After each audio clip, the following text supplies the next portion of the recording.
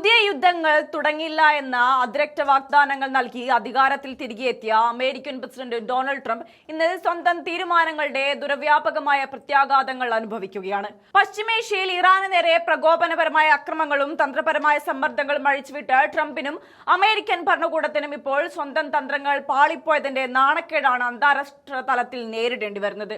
മാസങ്ങൾ നീണ്ട പോരാട്ടങ്ങൾക്കും സാമ്പത്തിക ഉപരോധങ്ങൾക്കും ഒടുവിലും ഇറാനെ മുട്ടുകുത്തിക്കാനോ അടിയറവ് പറയിപ്പിക്കാനോ കഴിയാത്തതിലുള്ള കടുത്ത നിരാശ വൈറ്റ് ഹൌസിനുള്ളിൽ വൻ പൊട്ടിത്തെറികൾക്കും അസ്വസ്ഥതകൾക്കും വഴിവെച്ചിരിക്കുകയാണ്. NBC ന്യൂസ് ഉൾപ്പെടെയുള്ള പ്രമുഖ ആഗോള മാധ്യമങ്ങൾ പുറത്തുവിട്ട റിപ്പോർട്ടുകൾ ട്രംപ് ഭരണകൂടത്തിന്റെ പരാജയഭീതിയെയും ഭിന്നതകളെയും വെളിച്ചത്ത് കൊണ്ടുവരുന്നതാണ്. ഹ്രസ്വകാലത്തേക്ക് ശക്തമായ സൈനിക നടപടികൾ സ്വീകരിച്ച് ഇറാനെ ഭയപ്പെടുത്തി തങ്ങളുടെ നിബന്ധനകൾക്ക് വിധേയമായി ചർച്ചാമേശയിൽ എത്തിക്കാമെന്നതായിരുന്നു ട്രംപിന്റെയും സഖ്യകക്ഷികളുടെയും പ്രാഥമിക കണക്കുകൂട്ടൽ.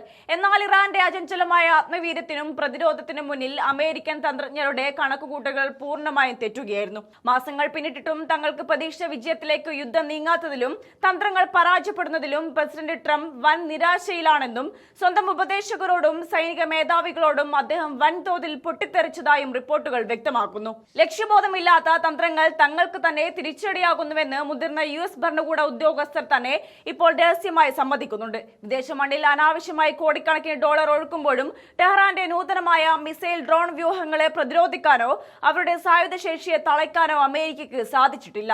എത്രയോ വലിയ പോരാട്ടങ്ങൾ പശ്ചിമേഷ്യയിൽ നടത്തിയിട്ടും ലക്ഷ്യത്തിൽ ഐക്യമില്ലെന്നും വ്യക്തമായ ഒരു അന്തിമ ലക്ഷ്യമില്ലാതെ അമേരിക്ക തന്ത്രപരമായ പരാജയത്തിലേക്കാണ് നീങ്ങുന്നതെന്നും വൈറ്റ് ഹൌസിലെ ഉന്നത ഉദ്യോഗസ്ഥർ രഹസ്യമായി വെളിപ്പെടുത്തുന്നു. അമേരിക്കൻ ഭരണകൂടത്തിന്റെ ആഭ്യന്തര തകർച്ച തടയാൻ സാധിക്കാത്ത വിധം അവിടുത്തെ നേതാക്കൾക്കിടയിലുള്ള അഭിപ്രായ വ്യത്യാസങ്ങൾ മറനീക്കി പുറത്തുവരികയാണ്. US പ്രതിരോധ സെക്രട്ടറി പീറ്റ് ഹെഗ്സെത്തും ഇസ്രയേൽ പ്രധാനമന്ത്രി ബെഞ്ചമിൻ നെതന്യാഹുവും ചേർന്ന് മേഖലയിൽ കൂടുതൽ രൂക്ഷമായ സൈനിക ആക്രമണങ്ങൾ അഴിച്ചുവിടാൻ ആഗ്രഹിക്കുമ്പോൾ വൈസ് പ്രസിഡന്റ് JD വാൻസ് ഉൾപ്പെടെയുള്ള നേതാക്കൾ യുദ്ധം അതിരുകടന്ന് വ്യാപിക്കുന്നതിന്റെ ദുരന്തപൂർണമായ അനന്തരഫലങ്ങളെ ഭയപ്പെടുകയാണ്.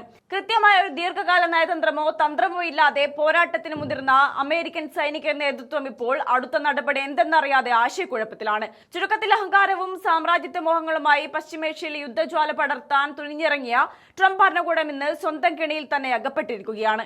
ഇറാനെ വിരട്ടി കീഴടക്കാമെന്ന അവരുടെ ധാരണ അസ്ഥാനത്തായി. ആത്മവീര്യവും മാതൃരാജ്യത്തോടുള്ള അചഞ്ചലമായ പ്രതിബദ്ധതയും കൈമുതലാക്കിയ ഇറാനിയൻ ജനതയ്ക്കും അവരുടെ സായുധ സേനയ്ക്കും മുന്നിൽ അമേരിക്കൻ ജനറൽമാരും ഭരണാധികാരികളും പതറുന്ന കാഴ്ചയ്ക്കാണ് ലോകം ഇന്ന് സാക്ഷ്യം വഹിക്കുന്നത്.